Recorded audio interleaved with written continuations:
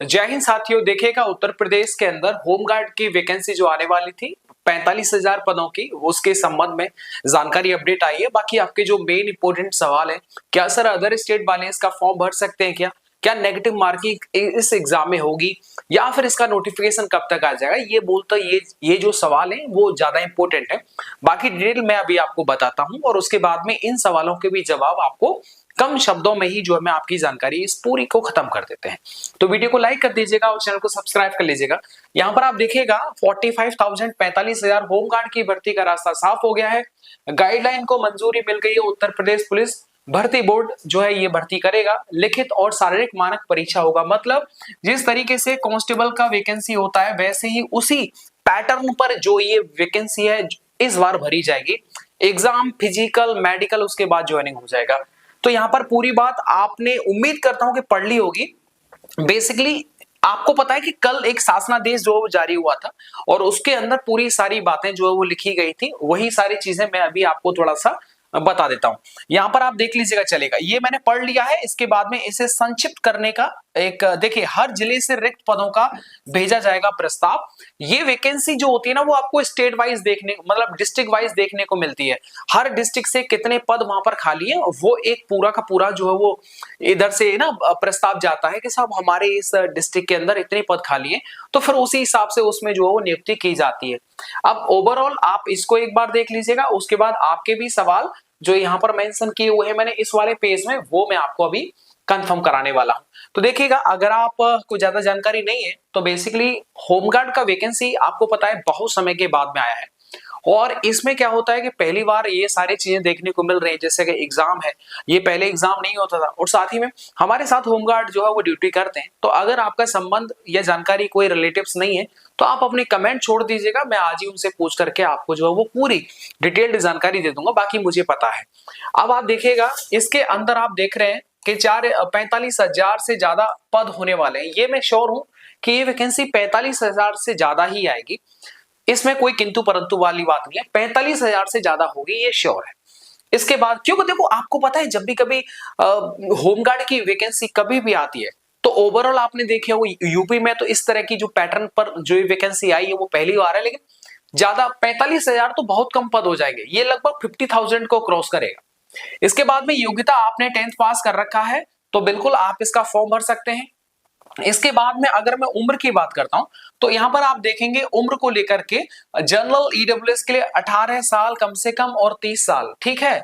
बाकी जो 5 साल का रिलैक्सेशन है, जैसे ओबीसी एसटी जो है वो उनके लिए 18 से 35 है। फीमेल लड़कियों के लिए जनरल ईडब्ल्यूएस 18 से 33 एंड ओबीसी एससी एसटी 18 से 38, ये इसमें जो उम्र दे रखा है। मुझे लगता है उम्र जो है यहाँ पर भाई कम दे रखा है, 30 नहीं होना चाहिए। बहुत समय के बाद ये वैकेंसी आई है तो ओवरऑल आप देख सकते हैं बहुत विद्यार्थी जो कांस्टेबल से भी ओवर एज हो गए थे और उनको जो है इस भर्ती में मौका मिलना चाहिए था। तो मुझे लगता है कि 30 बहुत कम है, ठीक है। ये कम से कम नहीं तो भाई कम से कम 35 तो होना ही चाहिए था इतना, लेकिन ये कम है। ये तो साफ साफ दिखाई दे रहा है, ये जो है वो उम्र जो है वो कम दे रखी है। इसमें सिलेबस देख लीजिएगा, जीके पेपर आएगा 2 घंटे का, ये पूरा पेपर होगा। 100 क्वेश्चन रहेंगे 100 नंबर के। अब देखने वाली बात होगी कि इस पेपर के अंदर 50 क्वेश्चन 100 नंबर के रहने वाले या फिर 100 क्वेश्चन 100 नंबर के रहने वाले हैं। देखिए जो शासनादेश है उसमें तो भाई जीके का ही मेंशन किया गया है। अच्छा सर जी, जीके का सिलेबस देखिएगा, आपने अगर यूपी पुलिस का नोटिफिकेशन देख रखा है कांस्टेबल का तो उसमें जो सिलेबस है मुझे लगता है वही सिलेबस आपको देखने को मिलेगा।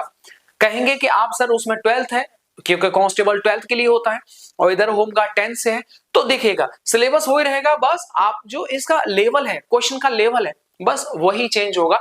बट अब आने वाले जितने भी एग्जाम्स हो रहे हैं ना उनके अंदर अगर आप सिलेबस को ध्यान में रख करके पढ़ाई कर रहे हैं और आप ये सोच रहे हैं कि होमगार्ड की वैकेंसी सस्ता वाला पेपर आ जाएगा, तो भाई ऐसी बात नहीं है। पेपर अच्छे से ही जो बनता है, तो ऐसे में आपको तैयारी जो है वो अच्छे से ही कर लेनी है, ठीक है। इसमें ये तो मतलब मन के अंदर ये मत रखिएगा कि होमगार्ड की वैकेंसी है तो सिलेबस थोड़ा सा क्वेश्चन जो है वो एकदम लॉलीपॉप जैसा आएगा, ऐसी बात नहीं है। आप कोई सा भी पेपर देख लीजिएगा, इवन के कांस्टेबल का भी देखेंगे वो भी पेपर ज्यादा हार्ड नहीं आता। लेकिन मैं कहना ये चाहता हूं कि आप इसे हल्के में मत लेना, अच्छे से तैयारी करेगा। जिनको लगता है कांस्टेबल से बाहर हो गए, दूसरा रास्ता नहीं है, तो बिल्कुल वो अप्लाई करें। अच्छा देखिए, ज्यादा अंतर नहीं है, मैं अभी आपको बताता हूँ कांस्टेबल एंड होमगार्ड का सैलरी में। सिलेबस मैंने बता दिया आपको, रनिंग देख लीजिएगा 4800 मीटर 28 मिनट में, जबकि कांस्टेबल में 4800 मीटर जो होती है 25 मिनट में होती है, तो यहाँ पर 3 मिनट एक्स्ट्रा मिल रहा है। 2400 मीटर ये फीमेल के लिए, लड़कियों के लिए वो 16 मिनट के अंदर होगा। तो इस देख सकते हैं कि लड़कियों को भी जो एकदम मौका मिल रहा है। इधर आप हाइट देख लीजिएगा, मेल कैंडिडेट्स के लिए हाइट कम से कम 168 होना चाहिए, जनरल ओबीसी एससी, और फीमेल के लिए जनरल ओबीसी एससी के 152 सेंटीमीटर, इधर एसटी के लिए 147, और इसके बाद ओके वो सब मैं आपको बता रहा हूं। अच्छा देखो, हाइट यहां पर 168 मांगा है यार, देखो 168 भी ये ज्यादा है, इसमें कम से कम हाइट होना चाहिए था भाई 165 मीटर, क्या कम से कम होना चाहिए। बाकी जो ओरिजिनल नोटिफिकेशन आएगा उसमें देखने वाली बात होगी, लेकिन जब शासनादेश में मेंशन कर दिया है तो फिर क्या ही कहा जाए। लेकिन 168 सेंटीमीटर तो बहुत ज्यादा हो गया यार। कांस्टेबल देख सकते हैं, जब आप बहुत कुछ वेरिएशन कर रहे हैं कांस्टेबल में, होमगार्ड में, तो इसमें हाइट जो वो 168 ज्यादा है, 165 होना चाहिए, 165। इसके बाद में देखो सैलरी को लेकर के, हाँ देखिएगा आपको पता है कि इनको जो होमगार्ड जो होते हैं उनको डेली बेसिस पर जो वो सैलरी मिलता है। आप जितने दिन, महीने में अगर 30 दिन है तो उसके अंदर अगर आप 28 दिन आए तो 28 दिन का ही वेतन बनेगा, 2 दिन का नहीं। अच्छा दूसरी बात, छुट्टी के लिए आपको 1 दिन का छुट्टी करना, 2 दिन का छुट्टी करना, आपको लाइन में नहीं लगना है, ठीक है। आप अगर नहीं आए, एब्सेंट हो गए, तो बिल्कुल आपका सैलरी कट जाएगा। ऐसा नहीं कि आपकी नौकरी पर कोई प्रभाव इसका पड़ जाए, तो मैं वो कहना चाहता हूं। तो इसको लेकर के ज्यादा चिंता करने वाली बात नहीं होती। लेकिन अगर आप ज्यादा लंबी छुट्टी बढ़ाते हैं तो उसका मेडिकल लगाना पड़ता है, या फिर आपको अधिकारियों से जो उसकी परमिशन लेनी होती है। बट सामान्यतः मैंने देखा है कि होमगार्ड साहब अगर नहीं आए ड्यूटी पे तो नहीं आए, आ गए तो आ गए, समझ ले हो। तो इसलिए ज्यादा सिरदर्दी नहीं होती। दूसरी बात, कांस्टेबल के बराबर ही लगभग इनकी सैलरी है, समझ रहे हो, लगभग 1000 पर डे के हिसाब से इनको सैलरी मिलता है। बाकी अब देख सकते हैं जब 8वां वेतन आयोग लग जाएगा तो यही सैलरी 45,000 को क्रॉस कर जाएगी। अब देख सकते हैं कि अगली साल से 8वां वेतन आयोग लग जाएगा, तो इधर कांस्टेबल हो या फिर ये हो, इनका सैलरी बहुत बढ़ने वाला है। तो ऐसे में होमगार्ड का भी वैकेंसी जो सैलरी है वो बढ़ जाएगा। तो ऐसे में आप ये ना सोचें कि यार मैं इसका फॉर्म क्यों भरूं, भाई बिल्कुल भरिएगा। यस ना, आप घर पर बैठे बेरोजगार व्यक्ति से अच्छा है कोई रोजगार मिल जाए, वो भी होमगार्ड। अब देखो होमगार्ड का मैं आपको रियल बताता हूं, आप अगर लखनऊ के अंदर होमगार्ड का, क्योंकि होमगार्ड का ट्रेनिंग सेंटर मैंने देखा है, जेल डिपार्टमेंट का जो ट्रेनिंग सेंटर उसके जस्ट पीछे बाउंड्री है, वहीं पर है। मैं बता रहा हूं भाई, पुलिस के बराबर इसका ट्रेनिंग होता है। ट्रेनिंग बहुत सुपर लेवल का, उच्च लेवल का होता है। पूरा प्रयास होता है कि होमगार्ड को भी जो वो सिपाही की तरह ही दक्ष किया जाए। तो ट्रेनिंग आप देखेंगे बहुत शानदार अच्छे लेवल का होता है, ठीक है। तो सैलरी को लेकर के मैंने आपको ये सारी चीजें मैंने क्लियर कर दी है। तो फॉर्म जरूर भरिएगा, कोई दिक्कत नहीं है, ठीक है, फॉर्म जरूर भरिएगा। ये मत सोचिए कि ये छोटा है, कि साहब कांस्टेबल से छोटा है, छोटा वोटा कुछ नहीं। जब नौकरी नहीं मिलेगा ना, तो मैं बता रहा हूं कि आपसे या फिर ऐसा व्यक्ति जो इसका फॉर्म, जानकारी भी, नॉलेज भी है, वो एबल भी है, योग्य भी है, फिर भी फॉर्म नहीं भर रहा है और बेरोजगार रह जाता है, तो जीवन भर कोसेगा अपने आप को, ठीक है। फिर पढ़ाई लिखाई का फायदा क्या हुआ भाई। तो ऐसे में छोटा बड़ा कुछ नहीं होता भाई, आज के समय पर नौकरी मिल जाए, समय से मिल जाए, समझ रहे हो कि आपका घर परिवार एकदम सेट हो जाता है। तो ये सारी बात है। इसके बाद आके आपके सवालों को मैं यहां पर ले लेता हूं। देखिएगा एक सवाल, अदर स्टेट वाले इसका फॉर्म भर पाएंगे क्या। देखिएगा आपको मैं बताना चाहूंगा, अदर स्टेट वाले, इसका जवाब तो भाई नो हो जाएगा, लेकिन क्यों नो है वो बताता हूं। बाकी नोटिफिकेशन आएगा उसमें भी आप देख पाएंगे, नो ही उसमें लिखा रहेगा। आपने देखा होगा कि जब भी किसी राज्य स्तर पर होमगार्ड का वैकेंसी निकलता है, ओके निकलता है जी, इसमें नोटिफिकेशन में साफ साफ लिखा रहता है कि आवेदक जो होता है वो उसी राज्य का मूल निवासी होना चाहिए। बेसिकली क्या होता है, ये डिस्ट्रिक्ट वाइज, जैसे जैसे मान ली एक राज्य, इसके अंदर 4 जो है वो क्या है बताओ, 4 डिस्ट्रिक्ट हैं, क्या है 4 डिस्ट्रिक्ट हैं।